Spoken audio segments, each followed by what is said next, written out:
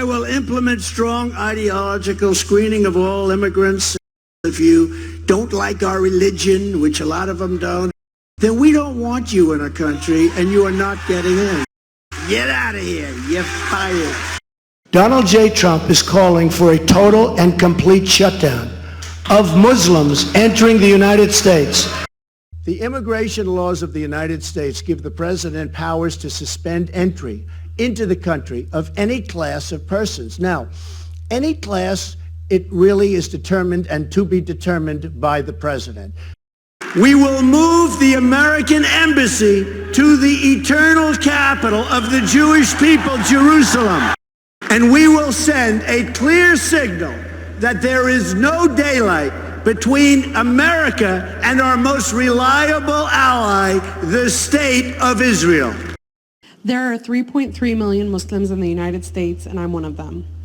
You've mentioned working with Muslim nations, but with Islamophobia on the rise, how will you help people like me deal with the consequences of being labeled as a threat to the country after the election is over? Mr. Trump, you're first. Well, you're right about Islamophobia, and that's a shame.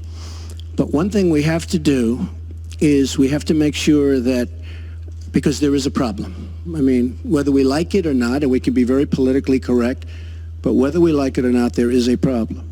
And we have to be sure that Muslims come in and report when they see something going on. If they don't do that, it's a very difficult situation for our country. Islamic terror. And before you solve it, you have to say the name. Secretary Clinton. Well, thank you for asking your question. And I've heard this question from a lot of Muslim Americans across our country, because unfortunately there's been a lot of very divisive, dark things said about Muslims. And even someone like Captain Khan, the young man who sacrificed himself defending our country in the United States Army, has been subject to attack by Donald. I want to say just a couple of things. First, we've had Muslims in America since George Washington.